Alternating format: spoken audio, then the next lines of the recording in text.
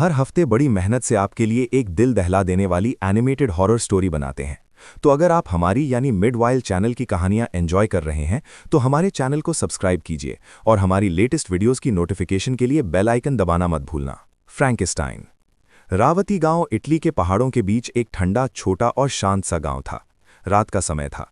आसमान में घने बादल थे और हवा के झोंकों के साथ चर्च की घंटी की हल्की सी गूंज सुनाई दे रही थी।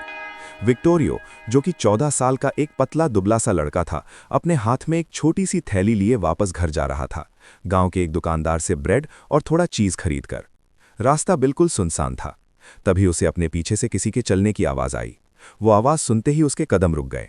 उसे महसूस हुआ कि जैसे कोई उसके पीछे खड़ा सांस ले रहा है, शायद कोई लंबा चौड़ा आदमी। विक्टोरियो ने पलटकर देखा पर वहां कोई नहीं था। लेकिन फिर आसमान में एकदम से बिजली चमकी और उस बिजली में उस सुनसान रास्ते पर उसे एक आदमी खड़ा हुआ दिखा। अलग अलग सड़ते हुए शरीरों के टुकड़ों से बना, अलग अलग जगह से तारें निकली हुई और सड़ते हुए मांस की बदबू से भरा वो मॉन्स्टर वहीं खड़ा हंस रहा था। हाथ में एक जानवर का आधा सड़ चुका शरीर, जिसके पास से कॉपर के तार निकले हुए थे, अपने हाथ में लिए। ये देखकर विक्टोरियो का गला सूख गया। उसने कुछ नहीं सोचा, बस वहां से भाग गया। पर कुछ दूर जाते ही उसे महसूस हुआ कि जैसे वो मॉन्स्टर उसके पीछे भाग रहा है। विक्टोरियो और तेजी से भागता रहा और चर्च के पास पहुंचकर जब उसने पीछे मुड़कर देखा तो वो मॉन्स्टर सड़क के किनारे से अंधेरे में कहीं गायब हो गया। विक्टोरियो भागकर अपने चाचा एरिन के घर पहुंचा, जहां वो कुछ दिनों से रह रहा था। दरअसल 2 महीने पहले उसके माँ बाप की डेथ हो गई थी। उनकी मौत को लोग एक्सीडेंट कहकर टाल देते थे, पर विक्टोरियो जानता था कि उन्हें उसी मॉन्स्टर ने मारा था। उनके शरीर मिलने पर उनके साथ कॉपर के तार, एसिड के दाग और बिजली के जले निशान मिले थे। विक्टोरियो कब से चुप था। उसके चाचा, एक पुराने सर्जन, अक्सर कहते थे कि विक्टोरियो के माँ बाप कुछ ऐसे एक्सपेरिमेंट्स कर रहे थे जो दुनिया के नेचुरल लॉज के खिलाफ थे। विक्टोरियो उस मॉन्स्टर से बहुत घबराया हुआ रहता था। एक रात विक्टोरियो अपने कमरे में सो रहा था जब अचानक उसे बहुत ठंड लगने लगी। उसके कमरे में एक तेज हवा का झोंका आया। जब विक्टोरियो ने देखा तो उसकी खिड़की खुली हुई थी। पर यह अजीब था क्योंकि वो रोज रात में खिड़की बंद करके सोता था। वो जैसे ही खिड़की को बंद करने उठा, उसे एक लंबे चौड़े आदमी की परछाई दिखी। बाहर अचानक से तेज बारिश शुरू हो गई और बिजली कड़कने लगी। उस कड़कती बिजली में वो भयानक मॉन्स्टर उसे फिर से दिखा। इस बार उसके हाथ में विक्टोरियो के माँ बाप के कटे हुए सर थे। ये देखते ही विक्टोरियो की चीख निकल गई और वो भागकर अपने अंकल एरिन के पास गया। लेकिन जब वो कमरे में आए तो उन्हें कुछ नहीं दिखा। उसके चाचा ने उसका सर छुआ तो उन्हें एहसास हुआ कि विक्टोरियो को बहुत तेज बुखार आ गया था। अंकल एरिन ने उसे दवाई खिलाकर सुला दिया। पर अगली सुबह जब विक्टोरियो की आंख खुली तो उसने देखा कि उसके कमरे के बाहर छोटे छोटे जानवरों की लाश पड़ी है, जिनके अलग अलग हिस्से एक दूसरे से जुड़े हुए हैं और सबके शरीर में इलेक्ट्रिसिटी शॉक्स के दाग हैं। कॉपर के पतले तार उनके इर्द गिर्द पड़े हैं, जैसे कोई उन्हें जोड़कर कुछ बना रहा हो। विक्टोरियो ने ये चीज अपने अंकल को दिखाने की कोशिश की, लेकिन जब वो लोग साथ गए तो उन्हें फिर से कुछ नहीं दिखा।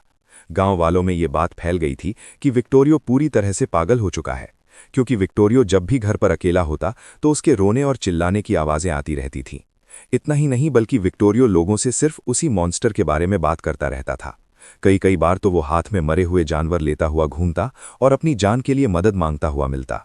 दरअसल उन दिनों कई डॉक्टर्स और साइंटिस्ट्स ये मानते थे कि मरने के बाद इंसान की डेड बॉडी को वापस इलेक्ट्रिक शॉक्स देकर जिंदा किया जा सकता है, और इसी के चलते कई एक्सपेरिमेंट्स हुए। और इससे इंस्पायर होकर मैरी शेली, एक राइटर, ने फ्रैंकेस्टाइन नाम की एक किताब भी लिखी थी, जिसमें एक साइंटिस्ट विक्टर फ्रैंकेस्टाइन अपना एक बहुत ही भयानक मॉन्स्टर बनाता है। विक्टोरियो के माँ बाप भी साइंटिस्ट थे और डॉक्टर्स को ये लगता था कि अपने माँ बाप की मौत को विक्टोरियो फ्रैंकेस्टाइन मॉन्स्टर की कहानी से जोड़ रहा है और उसे सच समझ रहा है। सब लोग विक्टोरियो का मजाक उड़ाने लगे थे, इतना कि विक्टोरियो ने घर के बाहर जाना ही बंद कर दिया। न स्कूल, न प्लेग्राउंड, न किसी और के घर। बस वो अपने अंकल के घर सबसे छुप कर रहने लगा था। पर अंकल एरिन को उसकी बातों पर यकीन था। उन्होंने फाइनली एक रात उसे अपने पास बिठाकर सब सच बताया। उन्होंने बताया कि उसके माँ बाप सच में एक डेड बॉडी को जिंदा करने का ही एक्सपेरिमेंट कर रहे थे, जो गलत हो गया। जिस बॉडी पर वो एक्सपेरिमेंट कर रहे थे वो अलग अलग लोगों के बॉडी पार्ट से जोड़कर बनाई गई थी। उन्हीं में से जिस इंसान का सर वो यूज कर रहे थे, उसकी बहुत भयानक मौत हुई थी। विक्टोरियो के माँ बाप के किसी एक्सपेरिमेंट में वो जलकर मर गया था, बस उसका चेहरा बच गया था।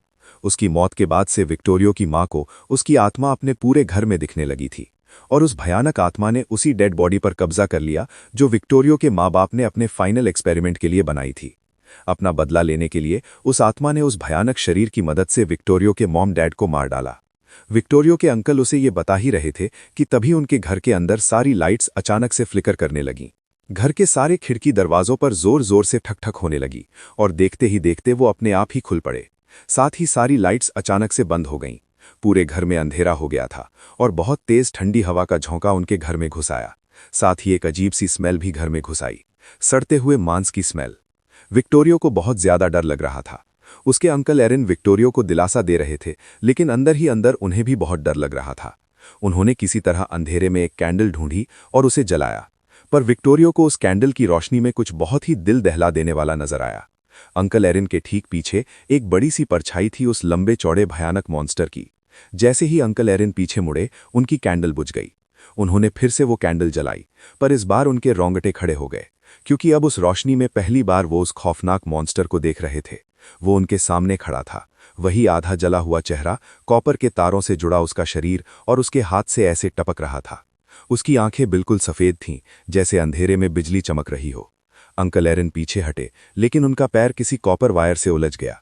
उस मॉन्स्टर ने अपने हाथों से अंकल एरिन की गर्दन पकड़ ली और उन्हें हवा में उठा लिया। एरिन के शरीर में जोरों के इलेक्ट्रिक शॉक्स दौड़ गए। अंकल एरिन की उसी समय सांसें रुक गईं और कुछ ही लम्हों में उनका पूरा शरीर काला पड़ गया। अचानक उनकी चीखें सुनकर आस पड़ोस के लोग वहां आ गए। जब वो अंदर गए तो उन्होंने देखा कि नन्हा सा विक्टोरियो अपने अंकल की बॉडी के बगल में बैठा रो रहा है।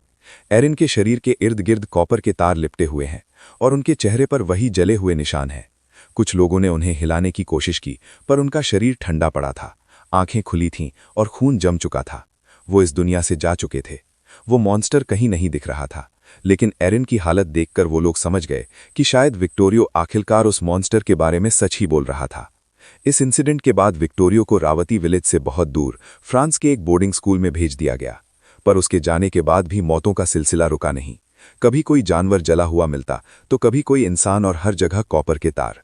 धीरे धीरे लोगों ने उस एरिया को छोड़ दिया, पर आज भी शायद वो मॉन्स्टर, शायद वो फ्रैंकेस्टाइन उसी विलेज के उसी गांव के आसपास भटक रहा है।